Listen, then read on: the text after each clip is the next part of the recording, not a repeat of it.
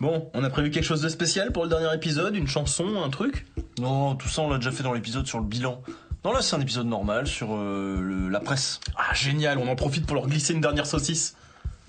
Une saucisse? Bah ouais, les gens ils s'en foutent des discours construits, des idées. Ce qu'ils veulent c'est un geste fort, qu'on reconnaît facilement. Bah pour nous on a qu'à dire que c'est la saucisse.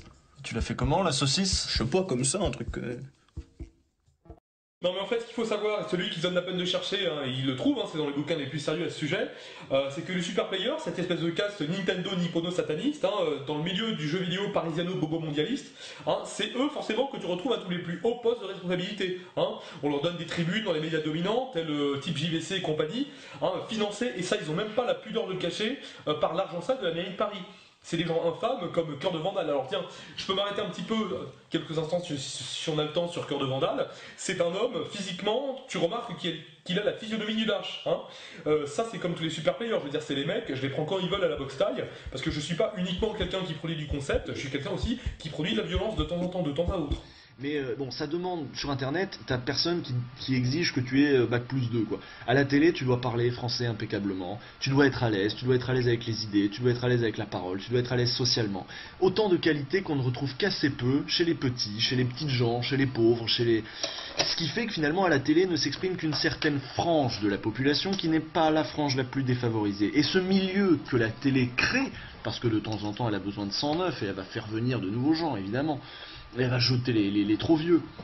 Mais elle arrive à créer tout de même un espèce de milieu homogène de la télé avec des gens qui se ressemblent parce qu'ils ont les mêmes, non seulement ils ont les mêmes savoir-faire, mais en plus ils ont les mêmes connaissances. Ils ont les mêmes connaissances en termes de connaissances pures comme en termes de connaissances physiques, enfin, de connaissances de gens quoi. Ils ont les mêmes réseaux, ils ont les mêmes voilà. Donc tout ça pour dire que non, Lightning JVC, je dis pas que c'est que des juifs à la télé. Voilà, ça justement c'est la vision simpliste. Ça c'est la vision débile, c'est la pente glissante, tu vois, vers laquelle tu peux aller. Parce que tu peux faire les mêmes analyses que je fais et réduire ça à juste c'est parce que c'est les juifs, ils sont à la télé et ils tiennent tout. Non, c'est pas ce qu'on dit. C'est des effets de système. C'est des effets de système qui produisent. Parce que là, je vois, il y en a un qui répète en plein depuis tout à l'heure, en quoi est-ce que tu t'éloignes d'Alain Soral? C'est qu'Alain Soral, il oublie les effets de système. C'est trop simple de dire, bon, ok, il y a des choses qui vont mal, on va faire des bons diagnostics, puisque Alain Soral fait de bons diagnostics sur certains problèmes, et il va réduire ça à une cause simple. Ce qu'on appelle son étiologie, c'est-à-dire dire qu'est-ce qu'est la cause des symptômes. Son étiologie, c'est simple, d'être clair. Il y a un lobby. Et non, c'est beaucoup plus compliqué les effets de système que simplement un lobby. C'est facile de se dire que derrière tout le mal du monde, il y a une volonté malfaisante venant d'un certain groupe de personnes. Ça marche pas comme ça, c'est beaucoup plus complexe que ça, et les dominants sont eux-mêmes soumis à leur effet de domination. C'est une phrase de Pierre Bourdieu que je cite hors contexte, mais ça dit bien ce que ça veut dire. Je vais me chercher mes cigarettes, je reviens. Va te chercher tes cigarettes. Non, pour revenir sur Soral, en quoi est-ce que je dis diffère de Soral? Mais c'est évident, il n'y a pas besoin de... Vous avez bien compris qu'à un moment, Soral, il fait du roman. C'est-à-dire qu'il a son espèce de petite fiction. Il arrive très bien à débrouiller le non-dit, c'est-à-dire tout le politiquement correct, tous les espèces de codes, tout ça. Il arrive complètement à les péter et à voir qu'en effet, c'est un petit milieu. Sauf que lui, il rajoute toujours juif après. C'est un petit milieu, en effet, il y a des effets qui créent que... Voilà. Mais pour lui, derrière tout ça, il y a toujours un roman qui est le roman de la domination juive. Donc il va tout expliquer, et quand il sait pas trop, parce que, attendez, quand Alain Soral vous dit, alors là, ces armes là qui sont arrivées, qui ont été financées certainement par, il prend même pas la précaution de dire certainement, mais ces armes qui ont été financées par les Émirats. Non, il allait rajouter, mais ça tout le monde le sait, suffit de se renseigner. Ça tout le monde le sait, suffit de se renseigner. Il te dit jamais pourquoi ni comment. Enfin bref, quand il prend un fait d'actualité, la viande à la, je sais pas quoi, il peut te prendre le truc de Findus et te dire que c'est les Juifs derrière quoi, parce qu'il va s'inventer un petit roman derrière, et c'est toujours ça. Il va mettre le doigt très souvent sur des choses très justes. Il y a des choses avec lesquelles je suis complètement d'accord avec son analyse. Notamment quand il dénonce la pensée unique, libérale, etc. Il a complètement raison.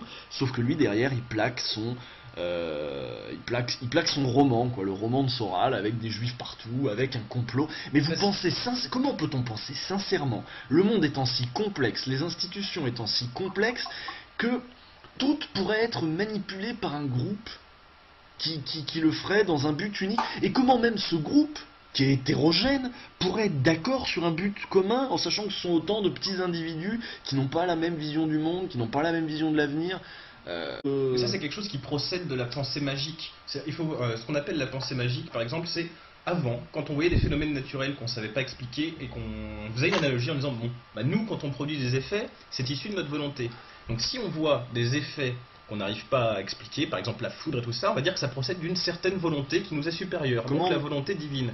Et là, quand on voit des effets de système, typiquement, slow, oui, et après tu mets un chiffre, mais le collègue a écrit le saut. Ouais, pour l'instant, quand on il voit a des combien, effets de là système qui provoquent des effets négatifs, on va se dire tiens, bah, s'il y a du mal qui se fait, or que moi, quand je veux créer le mal, c'est issu de ma volonté, forcément, ce mal-là doit être issu d'une certaine volonté. Et là, on crée une fiction d'un groupe de gens, les Illuminati, le lobby judéo-sioniste, qui va être à l'origine de ce mal-là. Mais c'est beaucoup trop simpliste comme explication, ça peut pas marcher comme ça.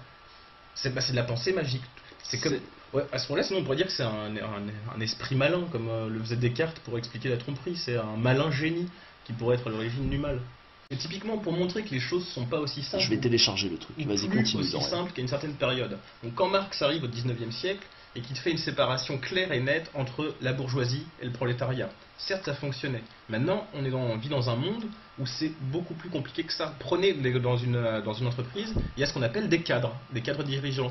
Et ces gens-là sont dans une situation compliquée pour la lecture purement marxiste de l'histoire, puisqu'ils sont matériellement du côté du prolétariat, ce sont des salariés, mais symboliquement du côté du capitaliste, puisqu'ils défendent les intérêts du patronat, vu que maintenant même un PDG peut être un salarié.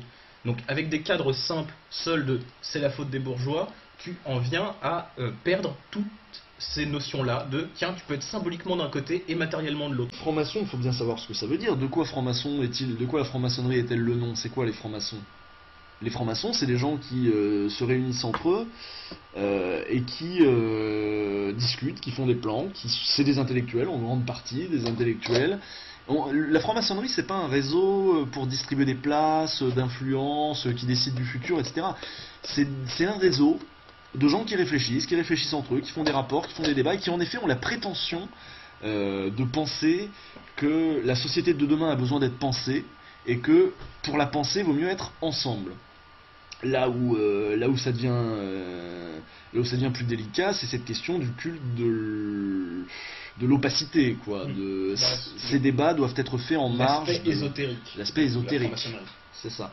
Et là, évidemment, mais ceci dit, il y a des gens très bien chez les francs-maçons. J'ai moi-même rencontré des gens de qualité là-bas et des gens qui semblaient vouloir y faire un travail tout à fait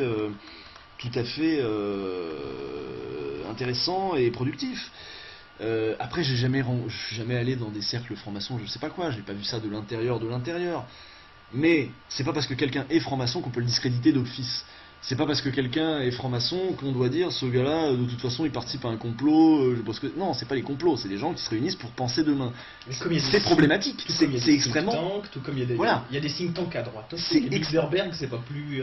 Le fait qu'il y ait des réseaux qui se réunissent entre eux pour penser le monde de demain, c'est problématique parce qu'il y en a plusieurs. Déjà, il y en a pas qu'un. Alain Soral, quand il te dit les juifs, tout ça, il s'imagine, voilà, il y a un espèce de Bilderberg. En effet, Bilderberg, ça existe. En effet, le dîner du siècle, ça existe. C'est des gens qui se réunissent pour penser entre eux. Et les francs-maçons aussi. Et il y a les think tanks. Les think tanks, je sais même pas si les gens savent exactement ce que c'est.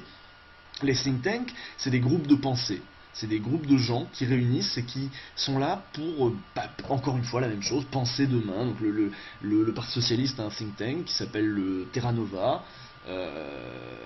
C'est l'élite de l'élite, si vous voulez. C'est l'élite de l'élite qui se réunit entre elles. Alors, c'est très problématique, en effet, d'un point de vue de la démocratie. Parce que est-ce que c'est des gens entre eux sélectionnés, on ne sait pas comment, qui doivent penser demain ? Moi je pense que non. Moi je pense que tous ensemble, on ferait mieux de faire ça sur la place publique, plutôt que de faire ça caché dans un mode, dans un coin. Et qu'est-ce que je disais ? Mais bref, en tout cas, le fait qu'il soit franc-maçon ne le discrédite pas plus que le fait qu'il soit homme politique. Ce sont des questions, à ce moment-là on discrédite tout le monde. Si appartenir à un cercle un peu opaque devait discréditer tout le monde, à ce moment-là il n'y a plus personne de crédible et on n'a plus qu'à s'enfermer dans des logiques de complot où on ne croit plus à rien. Non mais Usul, tu peux pas partir comme ça, pas sur une note positive, pas après avoir passé 2 ans à conspuer tout le monde. Ouais, t'as raison. Je vais leur mettre une dernière saucisse. Comment tu fais déjà? Comme ça. C'est ça. Et c'est parti pour la saucisse. Ouais, le gros éditeur qui se fout bien des joueurs, qui en toute indécence nous sort les mêmes licences. Tu nous prends pour des cons, et des fois t'as raison. Dis-moi quand la suite de Bioshock Infinite.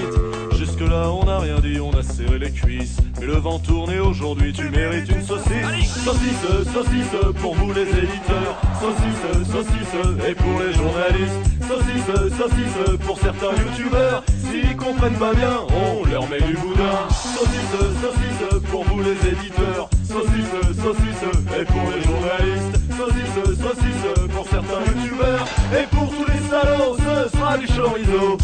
Bah ouais, parce que c'est comme une saucisse, mais qui pique quoi. Et tout le monde debout. Toi le journaliste, comme ta vie est triste, tu ponds de jolis tests et tout le monde te déteste. Sacré travail ingrat, qui paye pas si bien que ça. Heureusement qu'à côté, y a voyage et soirée. Jusque là on n'a rien dit, on a serré les cuisses. Mais le vent tourne et aujourd'hui tu mérites une saucisse. Saucisse, saucisse pour vous les éditeurs. Saucisse, saucisse et pour les journalistes. Saucisse, saucisse pour certains youtubeurs. S'ils comprennent pas bien, on leur met du boudin. Saucisse, saucisse pour vous les éditeurs. Saucisse, saucisse et pour les journalistes. Saucisse, saucisse pour certains youtubeurs. Et pour tous les salauds, ce sera du chorizo. Bah moi je suis bien content que cette émission de gauchistes là elle s'arrête hein. Les gars ils ont oublié quand même que le fric c'est du pognon. Tout le monde, tout le monde. Ouais, le jeune youtubeur qui voulait faire son beurre, t'as écarté les fesses pour avoir ton passe-presse. Maintenant tu reçois les jeux avant les autres merdeux. Et ton intégrité, tu l'as monétisée. Jusque là on n'a rien dit, on a serré les cuisses. Mais le vent tourne et aujourd'hui tu mérites une saucisse. Saucisse, saucisse pour vous les éditeurs. Saucisse, saucisse et pour les journalistes. Saucisse, saucisse pour certains youtubeurs. S'ils comprennent pas bien, on leur met du boudin. Saucisse, saucisse.